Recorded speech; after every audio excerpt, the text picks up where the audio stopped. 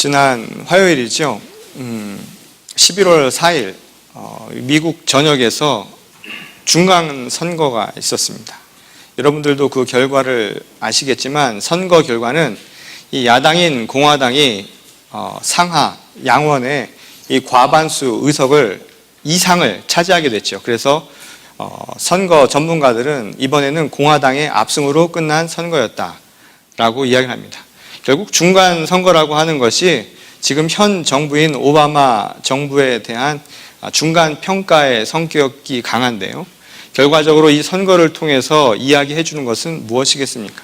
지금 현재 이 정부가 행하는 여러 정책이나 지금 방식에 대해서 많은 사람들이 모두가 다 그것을 찬성하고 있는 것은 아니다. 그리고 또 다른 한편으로는 그것에 지지만 하고 있는 것이 아니라 비판적이고 때로는 그것에 대해서 불만도 가지고 있는 상황이다라는 것을 우리에게 보여주는 선거였습니다.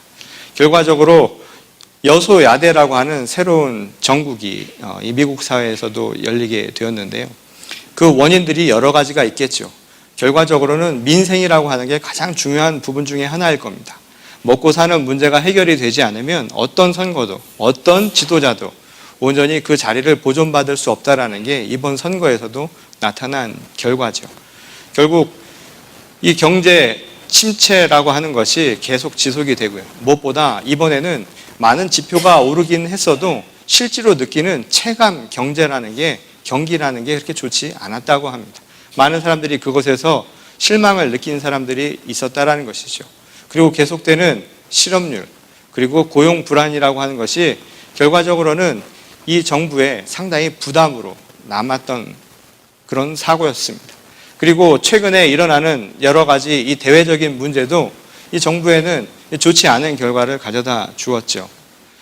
외부에서 일어났던 여러 가지 이 대외 정책에 대해서 리더십이 완전한 이 안정감을 보여주지 못했다라는 게 많은 사람들의 반응이었다고 합니다.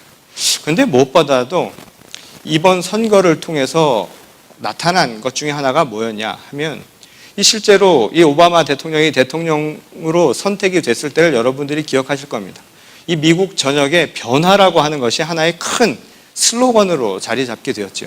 젊은이들을 비롯해서 뭔가 변화가 있었으면 좋겠다 하는 것이 많은 사람들의 생각이었습니다.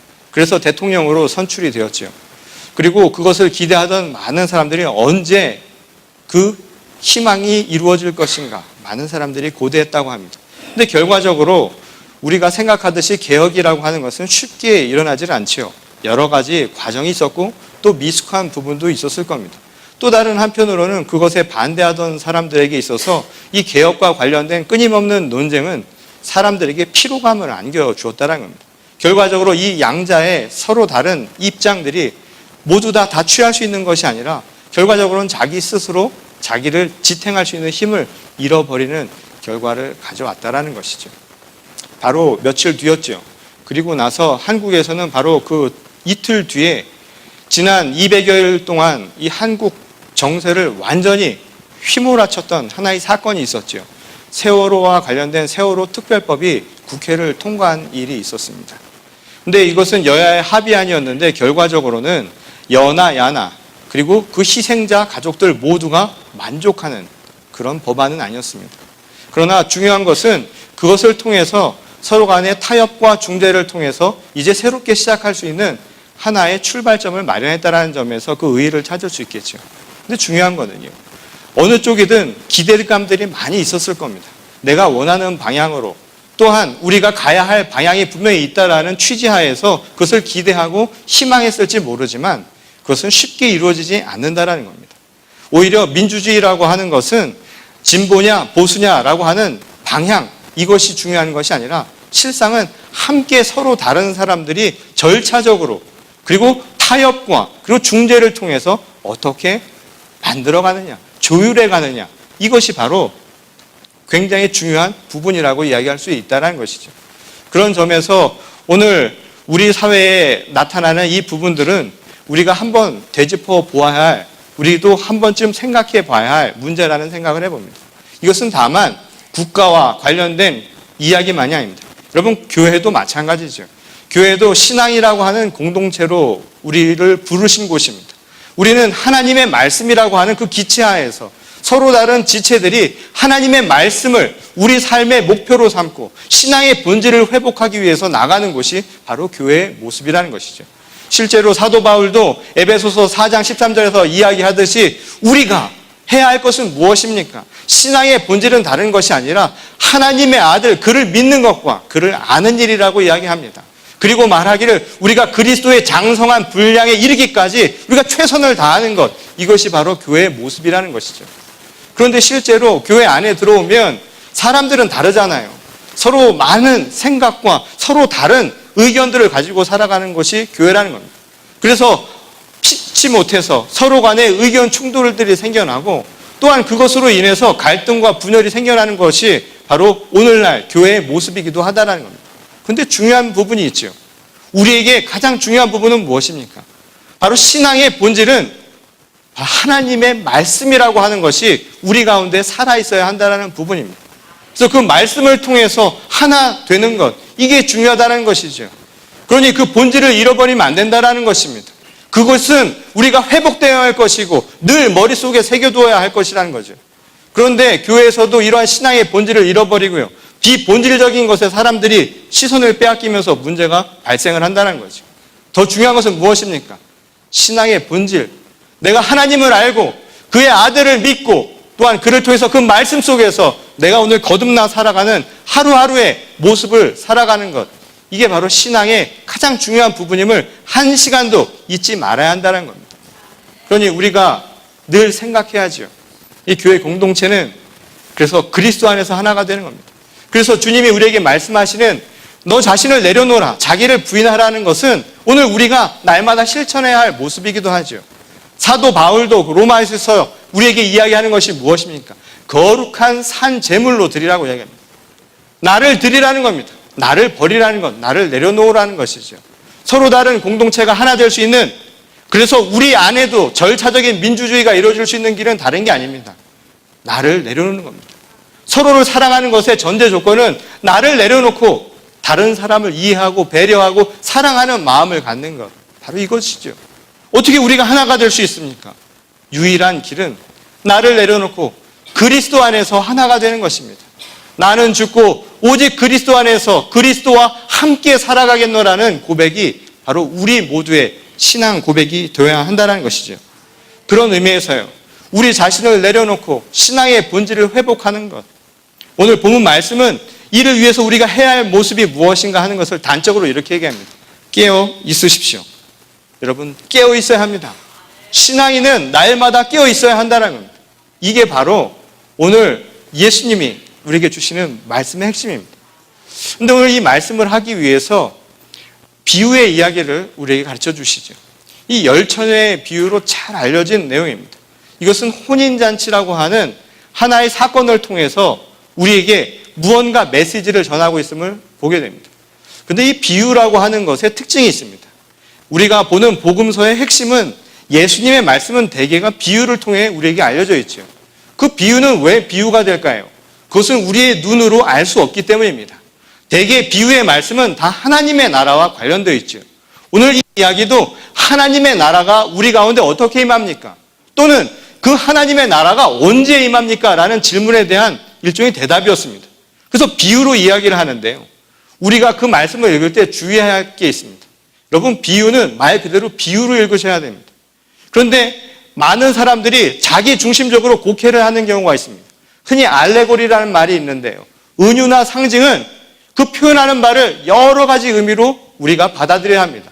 무엇보다 신앙의 말씀은요, 신앙의 중심, 하나님의 말씀을 내 중심이 아니라 하나님 중심으로 읽지 않으면 완전히 왜곡된 이야기를 우리가 해석할 수도 있다는 것이죠. 예컨대 오늘 말씀에 보면 중요한 이야기 가운데 하나가 바로 무엇입니까? 준비를 해야 된다는 겁니다.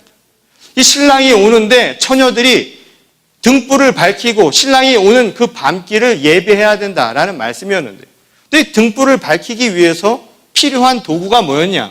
바로 기름이라는 겁니다. 그래서 많은 신학자들과 많은 설교가들이 이 기름이 무엇일까 하는 것에 대한 설교나 또는 신학적인 해설들을 많이 해놓았습니다. 그리고 그것에 대한 이야기들이 여러 가지가 있었죠.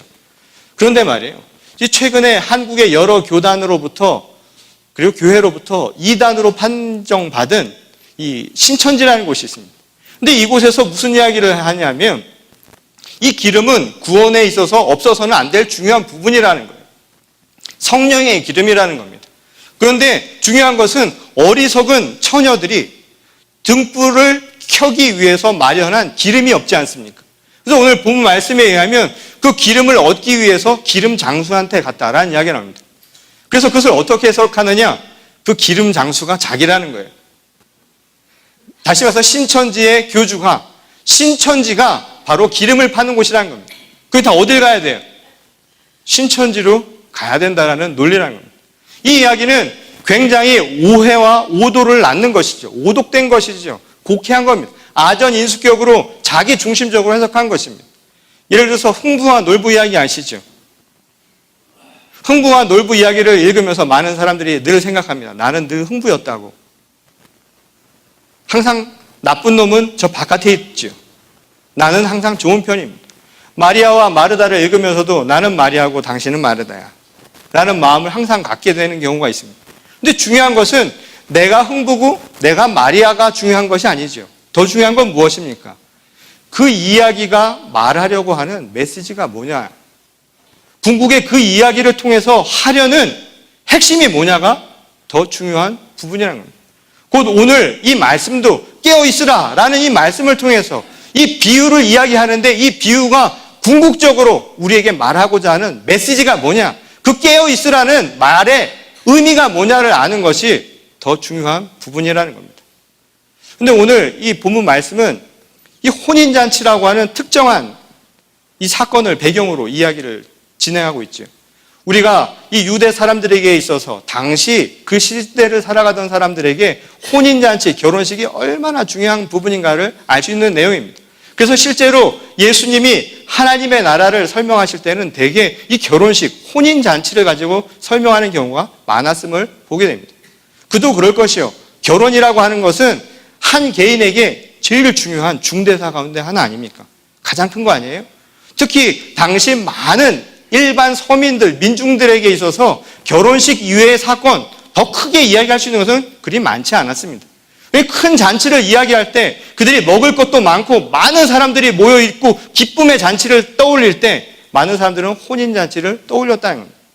근데 당시 유대 사회의 이 혼인잔치는 우리도 예전에 사극이나 이런 데 보면 독특한 모습들이 있죠. 이 유대 사회도 이 혼인잔치와 관련된 여러 가지 특정한 모습들이 있었음을 우리가 알게 됩니다. 이 실제로 이 유대 사회에서는 개인과 개인의 결혼식으로 그치는 것이 아니라 지금도 그렇지만요. 결혼이라고 하는 것은 가족과 가족 간의 관계입니다. 특히 당시 사회에서는 여성들은 오늘날처럼 인권이 존중받던 시대가 아니어서 일종의 소유물과 같은 인식이 강했습니다. 가부장적 사회에서 딸은 누구의 소유입니까? 누구의 지배를 받습니까? 아버지의 지배를 받습니다. 신랑이 그래서 결혼을 하기 위해서는 신부의 아버지에게 가서 일종의 돈, 지참금을 주고 딸을 얻어오는 겁니다. 돈을 얻어오는 겁니다. 근데 그때 보통 결혼 당시 이 연령, 결혼 정년기 보통의 이 시기가 몇 살이었냐면 12살입니다. 12세에서 13세. 우리가 마리아의 이야기를 통해서도 알 수 있는데 이 12세 전반부 6개월까지는 처녀라고 부릅니다. 그리고 12세 6개월이 지나면 그때부터는 성인이 되는 겁니다. 그래서 어떻게 결혼을 했냐면 보통 12세 때 약혼을 합니다. 그리고 1년 뒤 성인이 되면 13세 때 신랑이 신부집에 가서 신부를 데려오는 겁니다. 그리고 결혼식을 한 겁니다. 약 1년 정도의 그 시간이 있는 거죠. 그래서 제가 12세라고 하니까 벌써 놀라는 우리 자매들이 있는데 난 지금까지 뭘 한 걸까? 당시 남성들은 20세에 결혼 정년기라고 합니다. 20세 남성이 12살, 13살 된 처녀를 데리고 결혼을 하는 게 당시 유대 사회의 아주 일반적인 풍습이었다는 겁니다. 난 지금까지 뭐 했을까? 20세가 넘도록 30세가 넘도록 뭐 했을까? 걱정하지 마십시오. 그때 평균 수명이 20살이니까 죽을 때 다 돼서 한 거예요. 그러니까 아직도 여러분들에게 기회가 엄청 많이 남아있으니까 걱정은 마십시오. 그런데 그렇게 해서 결혼 정년기가 다 된 신랑이 신부를 데리러 처갓집을 가는 겁니다. 그 처갓집을 가는 그 상황 속에서 오늘 이 사건이 발생을 하는 것이죠. 1년 동안 약혼 정혼 기간을 두고 이제 결혼식을 앞두고 성대한 결혼식을 앞두고 신랑이 신부를 데리러 가는 거예요. 그런데 어디 사느냐에 따라서 이 기간이 달라질 거 아닙니까? 찾으러 가는 시간이 다르다 이 말입니다. 그런데 대개의 경우 어떤 가정에서는 이 거대한 이 결혼식을 저녁에 올리는 풍습도 많았고요.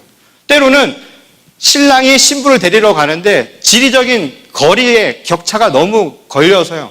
오랜 시간이 걸려갖고 저녁에 도달하는 경우가 많았다는 겁니다.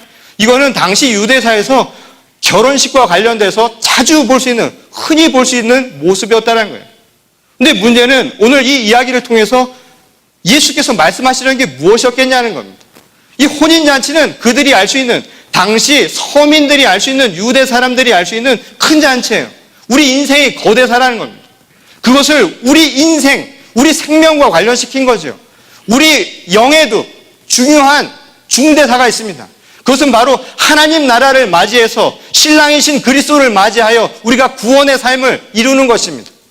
이게 바로 그들의 믿음이었다는 거예요. 그래서 그것을 설명하기 위해 이 혼인잔치를 얘기를 하는 것이죠. 근데 문제가 한 가지 발생을 합니다. 오늘 본문 말씀에 보면 문제가 어디서 발생을 하냐. 신랑이 늦게 오는 거예요. 더디 오는 거예요. 와야 할 신랑이 오지는 않는 겁니다. 그러자 그 신랑을 올 때 맞이하는 들러리죠. 요즘과 같은 경우엔 처녀들이 등불을 가지고 나가서 신랑이 오는 길을 인도해서 오는 것이 당시의 풍습이었습니다. 그런데 10처녀가 나가서 신랑이 오기를 기다리는데 오질 않는 겁니다. 더디 오는 것이죠. 바로 이 사건을 통해서 오늘 예수께서는 오늘 우리의 신앙에 대한 이야기를 짚고 계시다는 겁니다. 실제로 이 사건은요, 이 마태복음이 기록되었을 즈음에 초대교회의 상황을 우리에게 보여줍니다. 이 초대교회 상황이 어땠을까요? 당시 많은 사람들은 제국의 압제 속에서 살았습니다. 왕국의 눌림 속에서 피지배자, 피식민 지배자들로 살았다는 겁니다. 그럼 그들에게 있어서 중요한 것은 무엇이었는가? 해방되는 것입니다. 자유로운 삶을 꿈꾸는 것이었어요. 그런데 예수께서 오셔가지고 무엇을 보여주셨냐면 십자가의 고난과 부활이라고 하는 것을 우리에게 가르쳐 주셨습니다. 그리고 승천하시면서 우리에게 말씀하신 게 뭐였습니까? 다시 온다고. 내가 다시 오실 것이라고. I'll be back. 다시 오시겠다는 거예요. 그래서 우리를 구원하시겠다는 게 주님의 약속이었던 거예요. 그 당시 사람들은 이것을 철석같이 믿고 있었죠. 그리고 그날이 오기만을 고대했다란 말입니다. 초대교회 사람들에게 그날이 언제 오는가는 매우 중요한 문제였다는 겁니다. 그런데 문제는 뭐였습니까? 자기가 살아있는 동안에 예수님이 오실 줄 알았어요. 재림이 일어날 수 있을 거라 생각했다는 겁니다. 그래서 하나님의 나라가 내가 살아있는 동안에 이루어질 줄 알았단 말이죠. 그럼 많은 사람들이 한결같은 생각이었습니다. 실제로 이 로마의 시대를 살았던 사도 바울도로습니다. 그의 서신을 보면 그 역시 종말론자였다는 걸 알 수 있습니다. 오늘날의 종말론이 아니라 날마다 종말을 살아가는데요. 예수의 재림이 급박해 있다, 임박해 있다라는 생각 속에서 날마다 살았다는 겁니다. 그런데 문제는 이루어지지 않으니까 사람들이 그때부터 뭐가 생겨나는 겁니다. 어려워지는 거예요. 나태해지기 시작하고 그 실망하는 사람들이 발생하기 시작을 했다는 겁니다. 그런 현실을 보면서 예수께서 하신 말씀이죠. 신앙의 고삐를 늦추지 말라고. 깨어 있으라는 겁니다. 하나님의 나라는 반드시 온다라는 것을 우리에게 다시금 재확인시켜 주는 것이죠. 그래서 준비하고 있으라는 이야기입니다. 근데 이것은 2000년 전 초대교회만의 상황이 아니라요, 오늘 우리 교회의 상황이기도 합니다. 오늘날 교회도 똑같은 거예요. 예수 그리스도의 재림을 꿈꾸면서 마라나타, 주님 오십시오 하는 믿음, 신앙생활로 살아가는 것 아닙니까? 그리고 우리 개인 내 삶에도 마찬가지죠. 주님이 내게 오시는 것, 내 종말이 오든 그것을 통하여서 내가 주님을 만나서 하나님 나라의 구원을 얻고자 하는 것이 모든 신앙인의 한결같은 바람, 희망 아닙니까? 그렇게 살아가는 우리들 속에서 똑같은 문제들이 발생을 하고 있다는 겁니다. 그 한 가지가 뭐냐면요, 오늘날 교회에서도 이 깨어있으라는 말을 잘못 오독해서 생겨나는 문제점들이 똑같이 있다는 거예요. 더디 오는 신랑을 기다리듯 그리스도 예수의 재림을 기다리는 오늘날 교회에서도 똑같은 모습이 발생한다는 거죠. 그 하나가 뭐냐면 바로 이 열광적인, 그래서 극단적인 종말론주의자. 실제로 1992년도에 한국의 다미 선교회라는 곳이 있었습니다. 그 다미 선교회에서는 92년 10월 달에 예수 그리스도의 재림이 이루어질 것이다 해서 진짜로 많은 사람들이 모였습니다. 그리고 그 사람들이 모여서 휴거, 하나님께 들림받을 것이다 라는 기대감 속에 일상생활을 포기한 거예요. 전 지금도 아직도 이해가 안 가요, 그게. 그 왜 재산을 다 팔았을까? 들림받을 사람이 왜 걱정이 많아서 집 팔고 땅 팔고 그걸 또 다 해서 교회에다 갖다 줬다는 거예요. 교회는 그걸 또 왜 받았을까? 들림받을 사람들이. 결과적으로 해프닝으로 끝났죠. 한국에서만 있었던 일이 아닙니다. 2012년, 바로 얼마 전 얘기죠. 영화가 나와서도 사람들을 뜨끔뜨끔하게 만들기도 했는데 이 오클랜드에 패밀리 라디오라고 하는 곳이 있었습니다. 여러분들도 아실 겁니다. 그 캠핑, 헤럴드 캠핑이라고 하는 목사님이 당시에 2012년도에 지구에 종말이 올 것이다. 그래서 그리스도 예수의 재림이 있을 것이다. 그래서 우리 여기 나오는 로컬 방송에서 매일같이 방송을 했습니다. 근데 어떻게 됐나요? 결국 2012년도에. 올림픽이 잘 끝났습니다. 그리고 지구의 종말은 오지 않고 그분은 그 다음에 돌아가셨습니다. 우리가 알고 있는 깨어있으라는 것에 대한 잘못된 해석이 만들어낸 결과라는 것이죠. 그것으로 인해서 하나님의 말씀을 완전히 자기 방식으로 해석하고 극단적으로만 봤다는 겁니다. 실제로 깨어있으라고 하는 말이요, 우리가 생각하듯 눈을 뜨고 24시간을 지켜보고 있으라는 게 아닙니다. 내가 모든 것을 포기하고 있으라라는 의미로 해석될 수 있는 말이 아니다, 이 말입니다. 실제로 깨어있으라는 말의 헬라 원어는 그레고레오라는 말을 씁니다. 그레고레오라는 말. 이 그레고레오라는 말은 눈을 뜨고 있으라는 이야기가 아니라 주의하라는 얘기입니다. 주의하면서 모든 것을 지금 준비하는 하루하루를 보내라라는 뜻이죠. 그러니 눈을 뜨고 날마다 지금 내 삶의 모든 것을 버리고 거기에만 매달리라는 의미가 결코 아님을 알게 된다는 겁니다. 이것은 아주 극단적인 거죠. 일상생활도 포기하고 내 삶을 포기한 것, 그게 가능합니까? 비현실적인 얘기라는 거예요. 율법주의라고 하는 것이 바로 여기서 나오는 이야기들 아닙니까? 실제로 불가능한 이야기들을 끊임없이 행하는 것, 이게 바로 잘못된 신앙, 오늘 교회에 깨어있으라는 말을 오독한 모습이라고 이야기할 수 있다는 것이. 늘 깨어있는 것, 그것은 우리의 눈을 뜨고 내 삶의 모든 것을 내버리라는 이야기가 아니라 내가 오늘 살아있는 동안 무엇이 나에게 중요한 것인가, 그것을 깨닫고 주의 깊게 바라보는 것, 이게 바로 깨어있는 자의 모습이라고 이야기하는 겁니다. 제가 학교 다닐 때 말이죠, 저 기억나는 친구 중에 밤샘을 잘하는 친구가 하나 있었습니다. 시험 때만 되면 밤새는 거예요. 정말 깨어있는 친구였습니다. 시험 때면 여지없이 밤을 새는 거예요. 근데 놀라운 건 결과가 없어요. 그 친구를 오랜 세월 보면서 느낀 게 뭐냐면 그 친구가 잘하는 건 밤새는 거였어요. 시험 때 밤만 새는 겁니다. 시험 때는 뭘 해야 됩니까? 공부를 해야지. 결국 그 친구가 말이죠, 얼마나 놀라운지 몰라요. 학력고사 전날 11시 반에 저희 집을 찾아왔습니다. 제가 언젠가 말씀드렸죠? 참고서 빌리러 왔습니다. 다음날 시험인데 대입을 앞두고 그 친구는 그때 밤샘에 들어갔다고 합니다. 제가 그 친구와 연락이 끊어지기 전까지 그 친구가 대학에 들어갔다는 소리를 못 들었습니다. 극단적인 거죠. 해야 할 것들, 과연 내가 오늘 지금 준비해야 할 것이 무엇인가, 그게 더 중요한 의미라는 겁니다. 그런 의미에서 또 다른 오늘날 교회가 가지고 있는 문제가 뭐입니까? 이 깨어있으라는 이 말의 의미가 오늘 우리 삶 속에서 기대와 희망을 주는데 자꾸만 잃어가는 겁니다. 오늘 이 초대교회의 교인들처럼 오늘 그 날이 이루어지기를 그렇게 기다리는데 이루어지지 않는 것에 대해서 냉소주의가 나타나기 시작한다는 거예요. 사람들이 어떻게 됩니까? 이런 일은 없을 거야. 그리스도 재림이라고 하는 것은 일어날 일이 아니야. 그것은 잘못된 이야기야. 믿을 수 있는 이야기가 아니다. 라는 희망 자체를 버리게 된다라는 이야기입니다. 또 다른 하나는 뭔지 아세요? 그것으로 인해서 나타나는 것이 느슨해지는 겁니다. 신앙 자체가 느슨해지는 것이죠. 오늘 그날이 언제 올지 모르고 우리는 아예 잃어버리고 살아가는 사람이라는 겁니다. 내가 그리스도의 사람이라는 것조차도 잊어버리고 살아가는 것이죠. 그것은 우리의 삶을 보면 단번에 알 수 있죠. 여러분, 오늘 내가 지금 이 시점에 정말 하나님이 오시는 것을 준비한 예비된 자의 삶인가 스스로 한번 생각해 보십시오.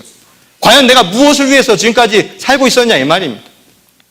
마치 학생들이 시험 날짜를 안 받은 거랑 똑같습니다. 예비하지 않는 사람들의 특징이 뭡니까? 시험 날짜를 줘야 그때부터 발등에 불이 떠져서 공부를 하잖아요. 근데 오늘 이야기는 뭐냐면 정말 공부는 시험 날짜가 주어지지 않더라도 오늘 내가 배워야 할 걸 배우는 게 공부라는 겁니다. 오늘 학생들이 가슴에 와닿지요? 확실히 와닿지 않습니까? 뭔가 주어져야 행하는 게 아니라는 겁니다. 신앙은 오늘 날마다 오늘 준비된 자로 그날이 언제 오는지 모른다 이 말입니다. 그 시각이 언제인지 모른다는 거예요. 많은 사람들은 특히 믿지 않는 사람들 그것에 대해서 불편해하는 사람들일수록 그날이 언제 오냐고 물어보는 법입니다. 그게 무슨 상관이 있습니까? 그날이 오기 이전에 내가 내 삶의 준비를 깨어서 행하는 것 그게 바로 더 중요한 신앙인의 모습이라는 것이죠. 오늘 이 비유는 우리에게 분명한 이야기를 해줍니다. 등불을 밝힐 기름, 그 기름이 무엇이냐고 묻기 이전에요. 오늘 그것은 분명 우리가 준비되어야 할 우리 신앙인의 자셈을 우리는 알 수 있습니다. 서로 다른 다양한 모습으로 그 기름은 존재하겠죠. 그러나 중요한 것은 신앙의 본질의 회복을 위해서 내가 오늘 무엇을 하며 살아갈 것인가. 날마다 죽노라라는 사도 바울의 고백처럼 여러분 오늘 하루하루를 살아가셔야 한다는 겁니다. 이게 바로 신앙인의 가장 중요한 모습임을 한순간도 놓지 마시기 바랍니다. 여러분 사막에 사람이 있습니다. 그런데 희망이 없는 사람은 그냥 그 상태로 죽음을 맞이하기 그냥 그것으로 끝일 뿐입니다. 희망을 가진 사람은 오아시스가 저 너머에 있을 거라는 믿음으로 버텨냅니다. 근데 그것으로는 부족합니다. 여러분 수도꼭지에서 물이 나오게 하기 위해서는 틀어야 하는 법입니다. 나올 것이라는 믿음만으로는 부족하다는 것이죠. 진정한 믿음은 그것을 갖는 희망과 함께 그것을 이루는 실천의 모습이 필요하다는 겁니다. 오늘 우리에게 부르심이 있었지요. 바로 그리스도 예수의 그 사랑과 그리고 그 부활의 능력으로 말미암아 우리 모두는 그 혼인잔치 하나님의 신부로 초대받았습니다. 그리고 우리에게 이야기하십니다. 우리도 준비된 자로 살아가야 한다고. 그것은 다른 것이 아니라 미래를 향한 그 기다림과 그 희망을 갖는 겁니다. 오아시스가 있을 것이다. 생명의 샘이 우리에게 주어질 것이다라는 희망으로 살아가는 것입니다. 그리고 그 희망만 갖는 것이 아니지요. 오늘 그 희망을 위해서 내 몸을 다해 실천하며 살아가는 겁니다. 이것이 오늘 몇 시 언제 오느냐라는 그 질문이나 성령의 기름이 무엇이냐고 묻는 그 순간에 내가 오늘 해야 할 바라는 겁니다. 이것이 바로 믿는 자, 오늘 그리스도인의 모습임을 잊지 마시기 바랍니다. 20세기 최고의 신학자라고 하는 칼 바르트가 이런 이야기를 했습니다. 조그만 일상적 소망을 위해 투신하지 않은 채 종말의 최종 완성만 희망하는 사람은 철저하게 속고 있는 것은 아닌지 주의해야 한다. 여러분들의 신앙이 무엇에 속은 신앙은 아니었습니까? 그것으로 인해서 좌절하고 힘들어하는 신앙은 아닙니까? 오늘 깨어있는 주님의 그리스도인들이 다 되시기를 바랍니다. 제가 지난주 그 LA에 있는 밸리 연합감리교회에서 말씀을 전했죠. 그 5번 말씀을 전하기로 하고 가는데 반응이 좋았는가 봅니다. 그래서 한 번 더 하고 왔습니다. 6번을 말씀을 전하고 왔는데요. 저도 모르게 그 말씀을 전하러 가면서 착각한 것들이 여러 가지가 있었습니다. 처음에 가서 호텔을 저를 데리고 가시더라고요. 제가 묵을 호텔을 제가 들어갔는데요. 너무 놀랐습니다. 감동. 호텔에 제가 평생을 받아보지 못해서 그런지 대접받아 본 인생이 아니어서 그런지 뭐 이렇게 준비를 많이 해놨더라고요. 먹을 거며 슬리퍼까지 다 있고요. 효자손까지 갖다 놨더라고요. 몇 살인지 몰라서 아마 효자손까지 갖다 놓은 모양이에요. 뭐 손톱깎이 때밀이까지 다 갖다 놨어요. 근데 뭐 그건 그렇다 치고 거기에 편지를 남겨놨더라고요. 편지를. 환영한다라는 편지였는데 우리가 말씀을 받을 준비를 하면서 이 준비를 했다는 거예요. 어차 처음에는 내가 잘났다 생각을 했었는데 그게 아니라 그 말씀을 받을, 우리가 이 사흘 동안 말씀을 받을 생각을 하니까 이런 준비를 하게 되었다는 거예요. 제가 그때 감동이 밀려오면서요. 감동과 함께 엄청난 부담감도 함께 갖게 됐습니다. 근데 그 순간 제가 무슨 생각을 했냐면 저는 그릇 아닙니까? 말씀을 담는 그릇이잖아요. 그릇이 잘나서 무슨 소용이 있겠습니까? 때로는 그릇이 좋은 그릇이 있고 나쁜 그릇이 있겠죠. 그런데 중요한 핵심은 뭐냐면 말씀입니다. 저는 도구일 뿐인 거죠. 제가 그곳에 있으면서 많은 깨달음을 받았습니다.